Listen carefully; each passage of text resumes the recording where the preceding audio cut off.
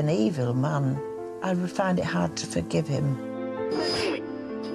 In our minds, there was more to tell. This couldn't be the first time that he'd done this. On Sunday, November the 26th, 2000, a worried mother called the police, telling them that her daughter hadn't come home after Christmas shopping.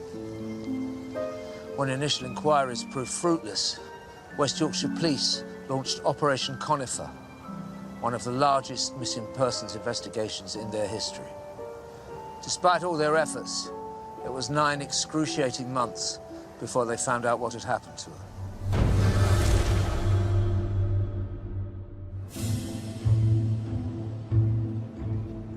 Bramley in West Yorkshire is a suburb of the city of Leeds. Once a picturesque village with a rich industrial past, it was redeveloped into the Bramley of today, but it has retained its strong sense of community. People do gather, look after one another, so to speak, like to see one another and have a chat. Everybody knows everybody. They are pretty friendly. No, personally, I don't know any nasty person that lives in Bramley as a community. At 7 p.m. on Sunday, the 26th of November 2000, West Yorkshire Police received a phone call from a Sharon Hawkshead, reporting her 16-year-old daughter, Leanne Tiernan, missing. Her mother gave us a description, and that was of a 16-year-old girl, slightly built. She was under 7 stones, with long brown hair, light brown hair. Police immediately got to work interviewing family and friends to piece together her movements that day. She waved goodbye to her family and set off on the short bus ride into Leeds with her best friend, Sarah, to buy some Christmas presents. Leanne bought Sarah some jewellery for Christmas, and she put those in her pocket, and they caught the bus back then from the city centre back to their home at Bramley. Leanne got off the bus with Sarah at Sarah's stop, which was 2 or 3 stops before where Leanne would have ordinarily got off. But Leanne, being the kind of girl she was, she wanted to make sure Sarah got home safely. And by waving Sarah off where she did, near to Sarah's home, that meant that as she entered the darkness of Huffley Gill. By this time, it was 5 p.m. Huffley Gill was a secluded, tree-covered ravine with a path at the bottom. There was no place for a young girl on her own, even one in a hurry to get home. It would have taken Leanne probably about 20 minutes to walk from that point to get home, just over half a mile, between half a mile and 3/4 of a mile. At 5:30, Sarah rang Leanne's home, but Leanne wasn't there. Mum Sharon was concerned, but when she found out what route her daughter had taken, concern soon turned to alarm. She realised that she'd walked through Huffley Gill, which is pitch black at that time of day, even though it was only 5 o'clock. Leanne's mum started ringing Leanne's phone frantically. It rang for about 20 times and just rang off. She rang it again. It rang for 4 times and then was seemingly cut off. Panic started to set in from that point on. And after a quick search round the Gill by family and Sarah and friends, the alarm was raised and Leanne was reported missing. It was now 7 p.m. and Leanne had only been missing a few hours, but police knew time was of the essence. The case was assigned to Chris Gregg, who was a detective superintendent at that time. From the outset, when Leanne was reported missing, you hope that there's just going to be an innocent explanation, that she'll return, she's gone off to her friends, or there's a secret boyfriend that Mum and Dad don't know about. Police started searching immediately, and it soon became clear just how massive the task facing them was. That area is quite a dense urban area, a lot of areas to search. There's an area with lots of housing, commercial premises, there's a river, there's a canal, there are drainage shafts, there are a whole range of search areas that had to be considered. The next morning, with Leanne now missing for 12 hours, Operation Conifer was launched. The hunt for Leanne was on. And it was important that we literally, to use the cliche, left no stone unturned.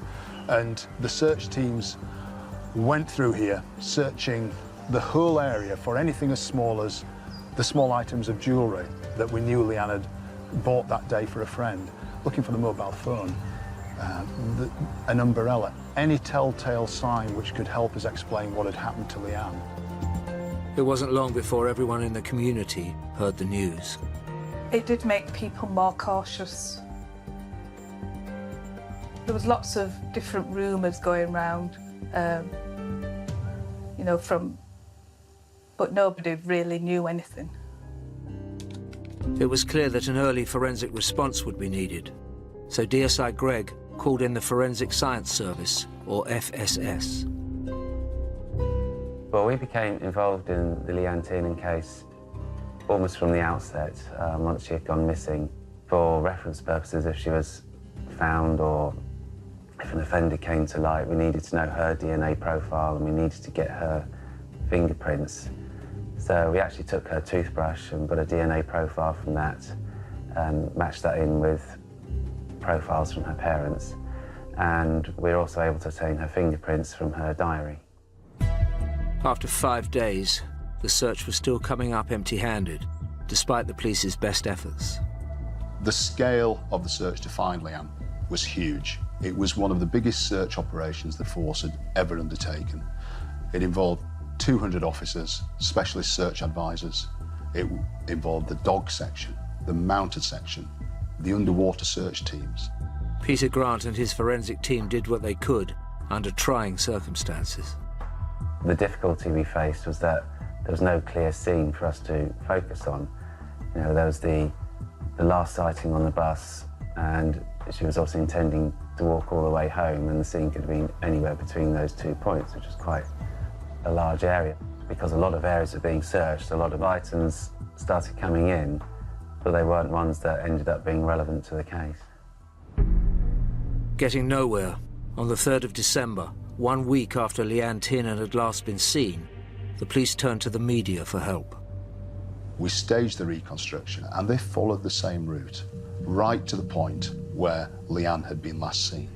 Now, what struck me when we were doing the reconstruction, which was how black Huffley Gill was, I was just staggered at the vulnerable position she was putting herself in when she entered that gill. Once aired, the response was immediate. Following the reconstruction, we were starting to piece together some interesting sightings that people were telling us about and sounds that people had heard, and 2 were of interest to us. One was a lady who said that in the weeks leading up to Leanne's disappearance, she'd seen a man, a rough-looking guy, with a dog, hanging around the entrance to Huffley Gill. And she was a little bit uneasy about this guy because he was trying to engage the children into conversation, the school children. Straight away, the police got the witness to describe the man she'd seen, to produce an image. Another lady remembered hearing a scream around the time that we know Leanne would have just about entered the gill. And that, again, it might have been connected, it might not, but these 2 pieces of information were important to us. On December the 4th, police published the EFIT. We were looking at people in that area who walked through the gill with dogs, and we questioned and found lots of them. We eliminated them all. With the search still in full swing, officers found out everything they could about the schoolgirl they were looking for. Leanne was a typical 16-year-old girl who was a lot to live for. She had this radiant smile. She would do anything for anybody. She looked after her grandma, went to church with her, even though she wasn't particularly keen on going to church every Sunday morning, but she did it for her grandma's sake. She'd been in the Brownies, went into the Girl Guides, and she had a group of friends, very popular girl. Sister Janet Durbin was the minister at the Methodist chapel where the family worshipped. Leanne did stand out because she was always bright and shiny, always helpful. and she used to like to carry the flag for the brownies and the guides. And as she grew older, we started a Saturday night fellowship for the teenagers, and she used to be one that asked a lot of questions. We talked about all kinds of things that were going on in the world, and she was always up with a hand up and helping. And then Leanne used to like helping in the kitchen, preparing the pizzas and chips and things. It's just a normal young girl. After 3 weeks, there were still no useful clues, yet police kept on going. All the time, you're racking your brains. Where is she?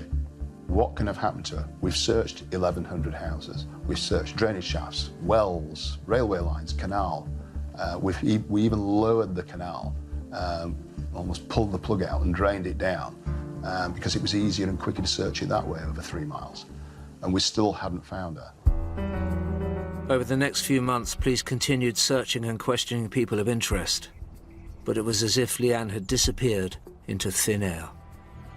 The feeling and the belief that they will still be found safe and well never goes away. And I'm sure that is the case with anybody who's facing that particular situation of a young loved one particularly who's disappeared, that they'll be found ultimately. And personally and professionally, you know that the chances of being found safe and well are slim. By July, Operation Conifer was in its 8th month, and although the physical searching had all but ended, the police hadn't stopped looking.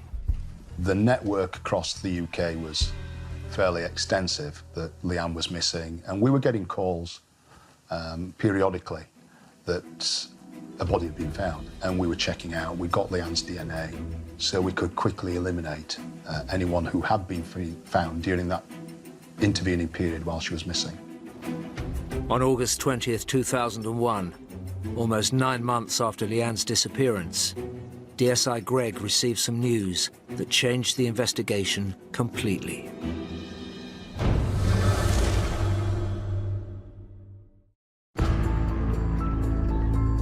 Almost 9 months had gone by without a single clue as to where missing 16-year-old schoolgirl Leanne Tiernan from Bramley in Yorkshire had gone. The longer Leanne remained missing, the more the police suspected the worst. Then police got a call that was to change everything. A dog walker was in the woods and saw what he thought was a bundle of rubbish that somebody had dumped. And he went over to the bundle and realised that it wasn't rubbish. There was something which he thought was a dead animal in the bags. And he gingerly opened the duvet cover and saw that there was some plastic sacks tied with twine at the top. And he broke into one of the bags and realised this wasn't a dead animal, it was a dead person. Over the months, police had found dozens of bodies around the country that hadn't been Leanne. But this one immediately felt different. It wasn't far from where Leanne had been last seen, only 16 miles. The body had been left in a shallow grave, and this just had all the hallmarks of somebody trying to dispose of a body quickly. Immediately, the scene was meticulously searched. So when our forensic team started uncovering this, it was found that the girl's body had been encased in 10 plastic bags and had been encased top and tail. So the first bag had been used to put the girl's body in, tied at the top with twine, and then a bag put the opposite direction, tied with twine. And the final bag had been secured around the girl's neck with an 18-inch leather dog collar with a buckle.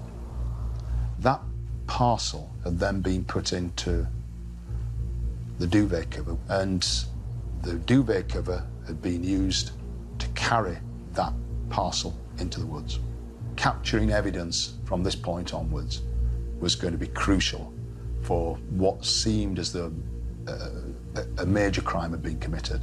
The decision was made to then retrieve that package intact and take it back to the pathology where it could be thoroughly examined and forensic samples taken, hopefully.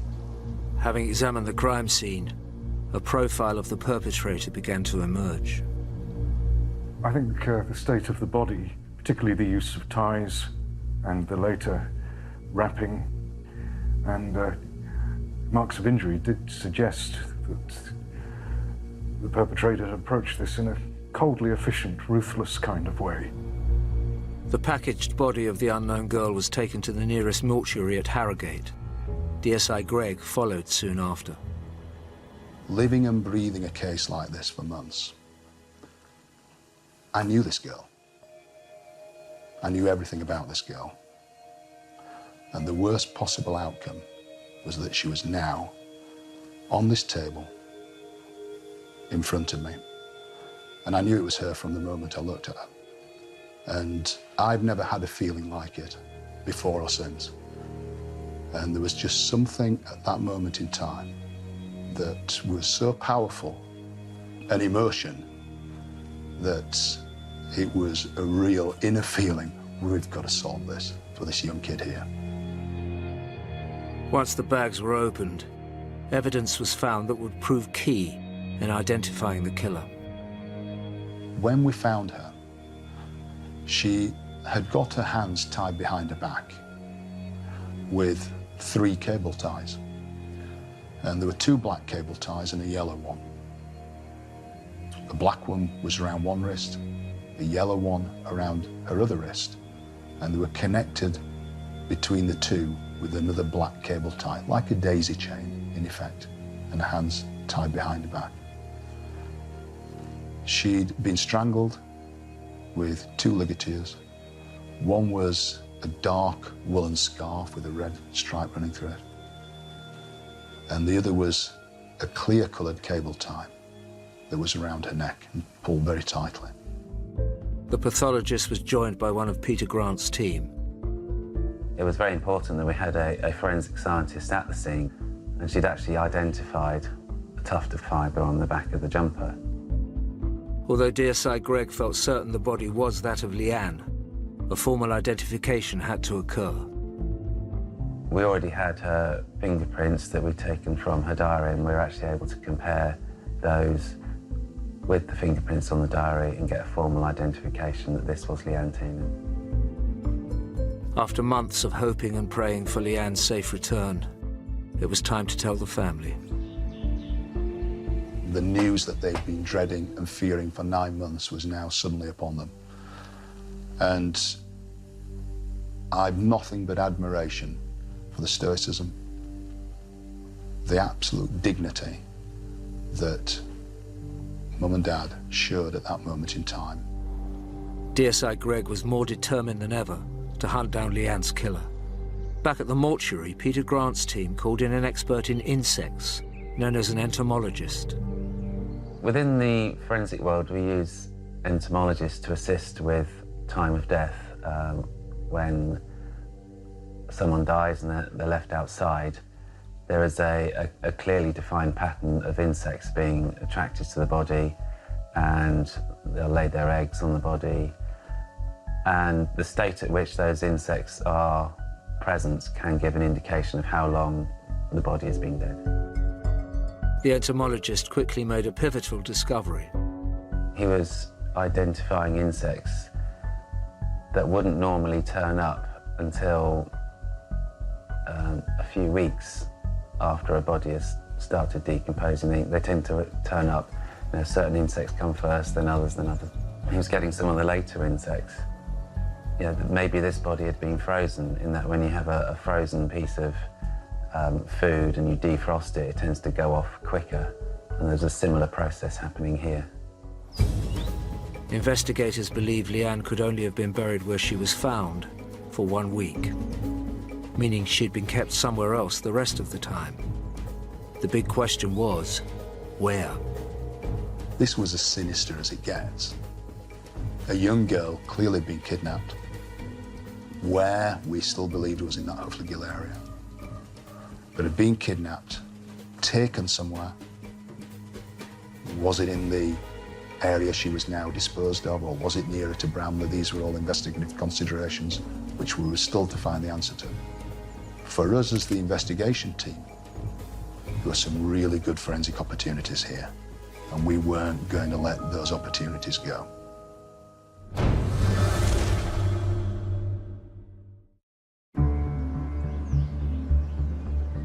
Leanne had been missing for more than 6 months, but the police never gave up trying to find her. And then when her body was discovered after 9 months, the missing persons case turned into the hunt for her depraved killer, who police and the Forensic Science Service team were determined to bring to justice. With the suggestion that Leanne had been frozen or stored somewhere, it became important to, we wanted to know where that was, and I'd established on previous cases that one way of doing this was to look at nasal washings from bodies, because this gives you an idea of where people took their last breath, in effect. Immediately, pollen expert Dr. Patricia Wiltshire was contacted. I was called in to get pollen from her to see if I could envisage the sort of place that she had been. Now, we know she'd been buried in this woodland, but had she been anywhere else? Had she been kept anywhere else before she'd been put in the woodland? Palynology, or the study of plant pollen and spores, was a tool police used quite often. You've got pollen and spores in the environment, in a sort of mixture. And if someone goes along and picks them up, they will have certain mixtures of pollen, different amounts of different types of pollen, different types of spores on them. And then I know where these plants live and function, so I can envisage a sort of place they've come from. And if I do that, it helps the police find places. Dr. Wiltshire went to the mortuary in Harrogate. I irrigated her nasal passages because sometimes people breathe in pollen very deeply up into the nasal passages, right up into the top of the nose. So I irrigated those out, and I also washed her hair very carefully. And from those washings, I was able to get assemblages of pollen grains and spores that her hair had picked up. Later, I worked on the duvet cover, and what I found on the duvet cover matched up with what I found in Leanne's hair. And I had pollen, plant spores, I got fungal spores. I also got the conducting elements in wood, of conifers and of flowering trees, woody plants. And they were charred. There was a lot of microscopic charred material.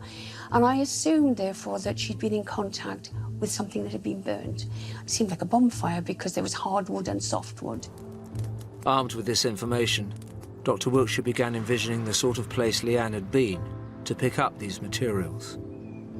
I said to the police that I thought it was a very neglected and downtrodden garden, that it had a bonfire in it. And I was also able to say that there was a privet hedge. There was probably either a plum or a damson tree close by. And also the ground area was very, very neglected, with brambles and all sorts of plants that are weeds, really. With Dr. Wiltshire's incredible insight, police just needed to find a suspect with a garden that matched. Unfortunately, not all the forensics was going their way. Leanne's body, with the decomposition, had completely obliterated the potential for DNA and fingerprints on the items that she was encased in. But there were other opportunities that we considered really, really significant.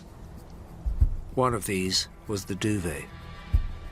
Unfortunately, although we did find some body fluids on this duvet, we weren't able to get any sort of DNA result, which was a major disappointment, I think, down partly to the condition of the body.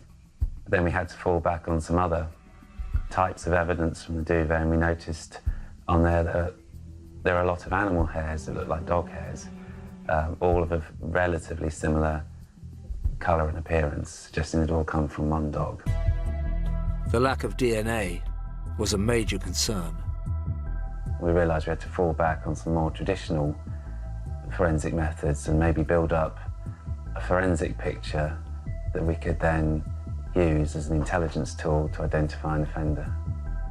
Detective Superintendent Gregg and his team went back to basics, hoping that something would point them in the direction of Leanne's killer. The physical items which she was bound with, the cable ties, who'd manufactured them? Where were they being distributed or sold these? Who had possession of them and for what purpose? There was a yellow one, 2 black ones, and the one that had been used as a ligature, the neutral coloured ones. What's the provenance of these? We don't know until we start drilling down and finding out. While the police got on with discovering where the cable ties and dog collar came from, Peter Grant and his team continued putting together their forensic picture. We built up a jigsaw, if you like, of different pieces of forensic evidence. We had the twine, we had fibres, we had dog hair. The items themselves mean nothing. It's only when you start finding out the backstory to the items that suddenly they become relevant. The fibre that was found on Leanne's back, we found out that that was a carpet fibre. And we got experts in Bradford, which is in the textile heart of the north, to help us with this. And they gave us the type of carpet that had very likely come from. All of this forensic evidence needed a suspect to be of use. Then the dog hair on the duvet grabbed the team's attention. From the dog hair point of view, although we could tell it was dog hair, we did notice that some of these hairs had quite decent roots, that if it was a human hair, we'd think, well, we could DNA test that. The problem was no one had ever DNA tested dog hair in the UK. Then Peter Grant made an interesting discovery. I found out that at that time there was a university in America that had actually established a method to carry out DNA testing on dog hair, so that was our next port of call, with a view to potentially doing some sort of dog mass screen DNA. If it came off, it could be the break police needed. And that wasn't all. Information about the cable ties used to bound and strangle Leanne had been unearthed. We found out where they were all manufactured, and 3 of them seemingly took us nowhere. But one of them, we thought this could be interesting. It was the yellow cable tie, manufactured by a UK company, and millions made. And so you think, seemingly, this is going to take us nowhere. But what was interesting about this, as opposed to the others, was that 90% of these were used by the Royal Mail. Could this be somebody who's got connections with the Royal Mail? Maybe, maybe not. The twine used to tie up the plastic bags also had a story to tell. It was a unique twine that had been put together from a forensic perspective, was absolutely terrific. You know, because you knew that if you could find more of that twine, you were going to match it up. The team's momentum continued. The leather dog collar around her neck. We looked at this dog collar, manufactured in Nottingham. And it was a dog collar that many millions were sold worldwide. So we knew it was a long shot, and we worked out there were X number of pet shops in Leeds that sold these dog collars. We went to every pet shop. We asked them the question, we got nowhere. While DSI Gregg's team chased long shots, Peter Grant had gone to America with the dog hair to extract its DNA. After a couple of days working with them, we were actually able to identify they had a reasonable method and that this was worth a go, and we carried out the test on 2 of our dog hairs, and we did obtain a decent dog DNA profile. Now police could organise the UK's first mass dog screening in the hope of identifying Leanne's killer. Unaware of this result, police in West Yorkshire were looking at the 120 dog collar wholesalers in the UK. 113 were checked, and the detective got the answer back each time saying, no, no, no. Pet shop, pet shop, pet shop. We supplied her. Company 114, based in Liverpool, gave an answer that the detective wasn't expecting, which was, yes, we do sell those dog collars, and yes, we do have a customer, a private customer in Leeds who bought one. In fact, bought 6 and paid for it on a credit card. This was the moment DSI Greg and his team had been praying for. And have you got the name of that customer? Yes. It's Mr. J. Taylor at Armley, Leeds. Thank you very much.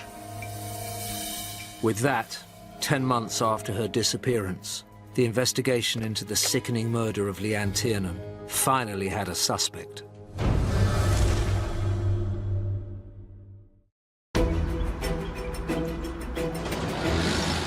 The investigation into what was now the brutal murder of 16-year-old schoolgirl Leanne Tiernan from Bramley in Yorkshire finally had the breakthrough police had been looking for. The dog collar found around Leanne's neck had led police to a John Taylor from Leeds. We found out he worked for a company called Parcel Force, which is part of the Royal Mail. He was living at home on his own in the adjoining township of Armley, which is adjacent to Bramley. He'd been divorced for 4 years, had some children, but they didn't live with him. He'd never been in trouble with the police. People knew him as John the Pet Man. He seemingly kept himself to himself, but we quickly found out that he had a bit of a nocturnal life as a poacher, liked to go out poaching. The connection between the dog collar and ready access to Royal Mail cable ties was too much to ignore. On the 16th of October 2001, almost 10 months after Leanne's disappearance, police made their move and arrested John Taylor. Of course, he denied any connection with Leanne, not having done anything wrong, and was denying that he'd had certain pets or animals because we were interested in pets that he'd had with our animal DNA that we were also trying to link. News of the arrest soon travelled around the area. It was a real shock because, you know, he was a neighbour. You know, you said hello to him. He used to sell pet food and my kids used to go over to his house to buy pet food for the rabbits. And it was just a real shock. John Taylor was taken for questioning and the Forensic Science Services team methodically searched his house. The immediate thing that struck us was that there were no carpets in the house. It's just bare floorboards everywhere. But it did appear that, certainly in some rooms, that he'd only recently taken up the carpets. And we actually identified that some of the tufts of carpet still clinging onto nails in the corners of rooms were actually the same red fibres we'd found adhering to Leanne's jumper.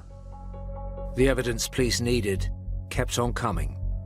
The black cable tie that had been used to bind Leanne's hands, we found some broken ones on the fence in the garden outside, exactly the same manufacture and code.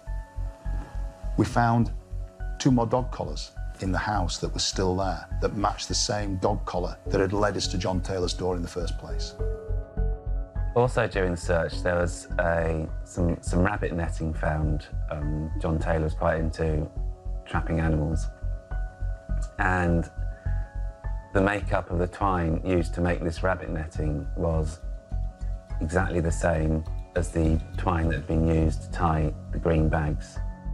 So all the critical items that to him were so insignificant, suddenly were now coming back to haunt him. With all this damning evidence mounting up, the forensic team called in Dr. Wiltshire. I travelled up to Yorkshire, went into the garden, and it was amazing. The garden was so much like I'd envisaged. I just couldn't believe it.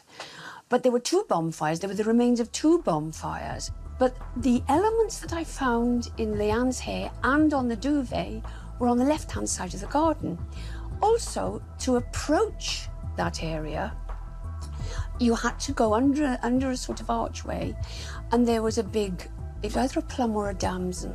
There were no flowers on it, no fruits, but I knew it was a plum or a damson. And of course, I'd found that pollen. I'd found the plum and damson pollen. I'd found all these plants that were in the hedge and around, and all these weeds on the ground. I'd found the remnants of a bonfire in a hay, and I could say, it's on the left-hand side of the garden, not the right-hand side. And it just all came to life for me at that minute. Dr. Wilshire's accuracy was astonishing. At the police station, Taylor continued to be interviewed. Faced with this overwhelming evidence, which we now had against him, he said he admitted he'd killed her, but tried to claim it was an accident. John Taylor then gave his version of events. He had gone to Huffley Gill that Sunday afternoon with his dog to take the dog for a walk, when he saw a young girl walking down the path. He grabbed the girl, told her not to scream. He had a scarf, which he tied around her eyes as a blindfold. Took his coat off and put it on the girl and pulled the hood up. Incredibly, at approximately 5 p.m. on Sunday, the 26th of November, John Taylor then walked a terrified Leanne Tiernan the 22 minutes back to his house through an estate and even over a busy road. She was now in the clutches of this predator. Once at his house, he took her upstairs and tied her hands with cable ties. She kicked out at him, and he grabbed her, and he says she fell on the floor and banged her head, and there was blood all over the place. And that's how she died. It was a story that contradicted the evidence. Now, he had a problem explaining how Leanne hadn't died from a head injury. She'd died from strangulation. The cable tie that was used to kill her had been pulled to such an extent, so tight it was only 10 centimetres in diameter. He hadn't killed her by accident. He'd strangled her. John Taylor was doing his best to avoid a murder charge, but DSI Gregg wasn't about to let that happen. We put an identity parade together, and the lady who'd seen the man with the dog hanging around, talking to children, who she was uneasy about, picked him out. The identification was a persuasive argument for the police's case that this had been a well-planned crime. But there was one crucial bit of evidence missing. One of the more grim aspects of the scene was that a dog was buried in the garden. And this was a dog that had essentially been hit over the head with a shovel, it appeared. And unfortunately, the dog was in such, again, advanced state of decay that it wasn't suitable for us to DNA test, so we just decided not to pursue that line in the end. It was a blow that, despite all the effort, the dog DNA was unusable. Officers carried on questioning Taylor. He denied freezing Leanne's body, but we know it was frozen through the medical evidence. What his story was that after he'd killed her, he didn't know what to do with her body. So to start with, he took it into the back garden and put Leanne's body under a lot of pallets and tried to hide it that way until he could think what to do with her. Police knew for certain that Leanne had been frozen. They just didn't know why. Maybe he considered it wiser to actually keep the body inside his house than to put it in the landscape that was currently undergoing a very thorough search.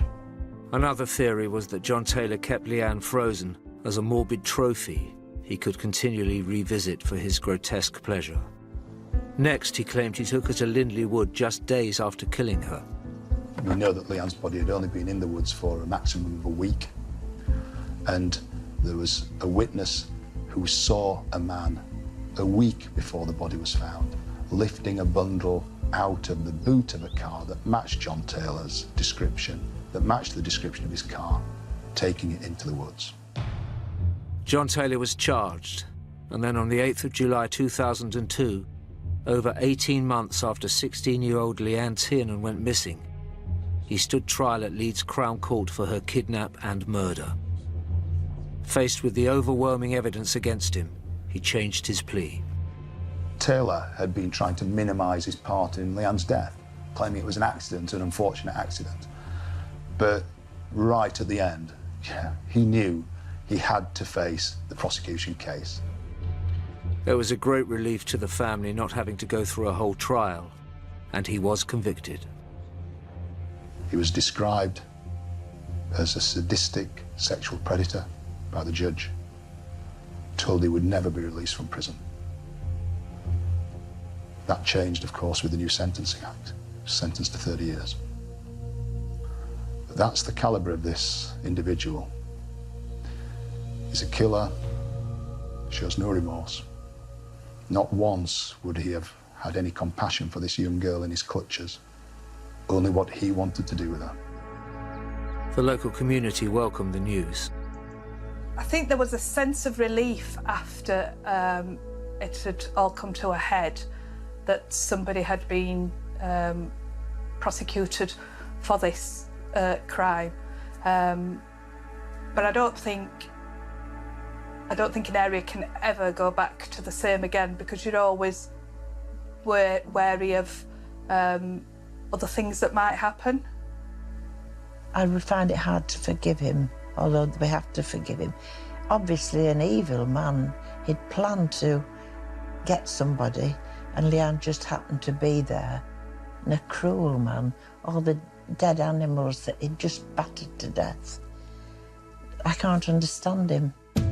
After 12 months of frustration and dead ends, Leanne's killer had finally been brought to justice. The case that was built by the whole team was one that there was no wriggle room for John Taylor whatsoever. And I think that's just testament to the professional and thorough job that everyone on this case did. You don't often witness where killers of this propensity and cruelty are, here in front of you, being sentenced, and the words poured on them from the bench. But whilst it did bring to an end one part of the investigation into John Taylor, it wasn't the final chapter. Because in our minds, there was more to tell. This couldn't be the first time that he'd done this. As a result of Leanne's murder inquiry, police reopened at least 10 cold case investigations looking at Taylor, convinced this wasn't a one-off. And less than a year after his conviction, Taylor pleaded guilty to 2 separate rapes.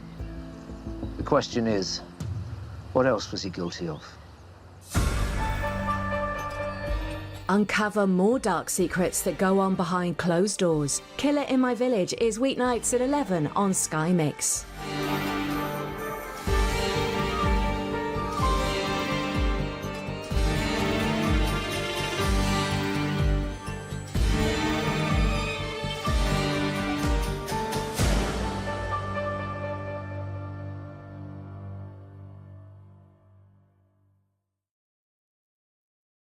ए दुख दा तूफान होया देश दी खातिर वे शहीद अमजद पठान होया देश दी खातिर वे देश दी खातिर वे शहीद अमजद पठान होया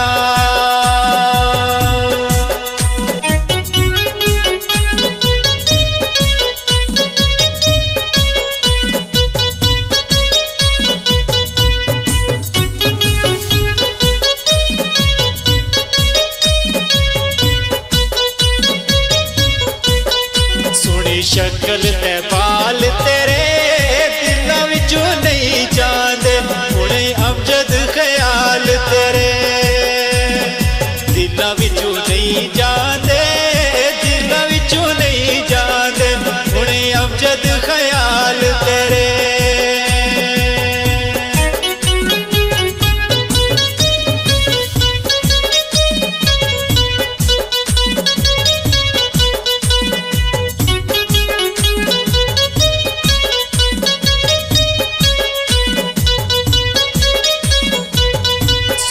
चन्नते तारा सी अल्लाह हुण सबर देवे मां बाप नू वे प्यारा सी अल्लाह हुण सबर देवे अल्लाह हुण सबर देवे मां बाप नू वे प्यारा सी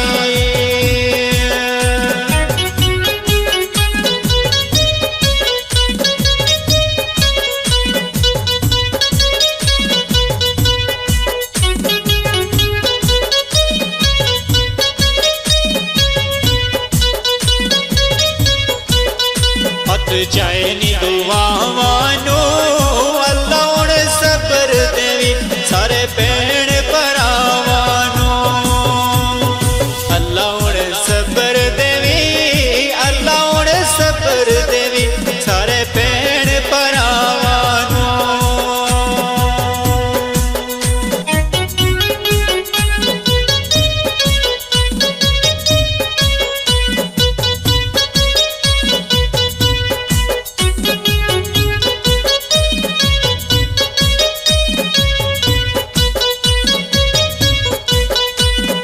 करके अदा गया अपने वतन खातर बाजी जान दिला गया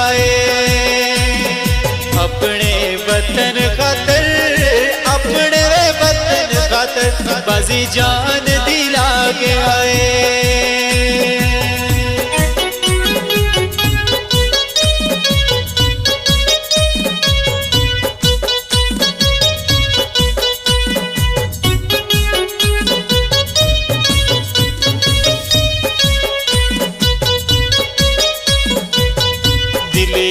नवे तोड़ गया अज सी जवान अमजद मुँह जल्दी क्यों मोड़ गया अज सी जवान अमजद अज सी जवान अमजद मुँह जल्दी क्यों मोड़ गया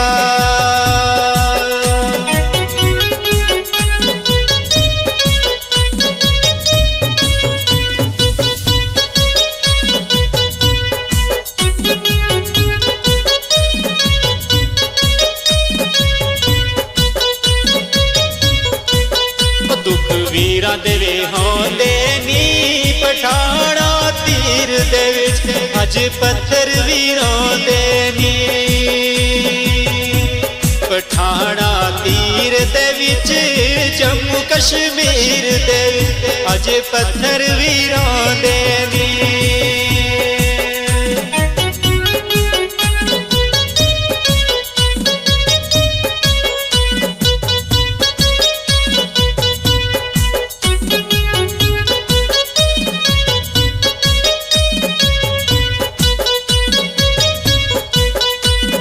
भूल दुआ करिया अमजद पठान नुए अल्लाह जन्नत अता करिया अमजद पठान नुए अमजद पठान नुए अल्लाह जन्नत अता करिया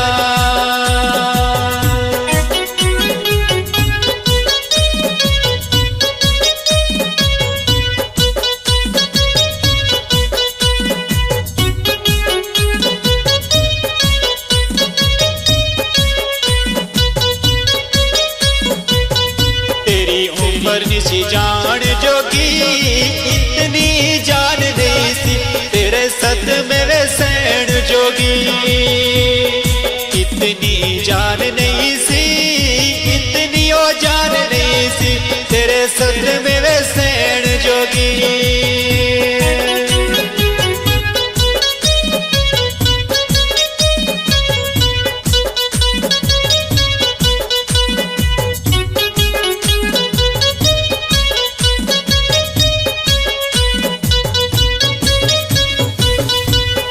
दुख न करीबो सारे दुआ करे हो अल्लाह जन्नत नसीबो सारे दुआ करे हो सारे दुआ करे हो अल्लाह जन्नत नसीबो अल्लाह जन्नत नसीबो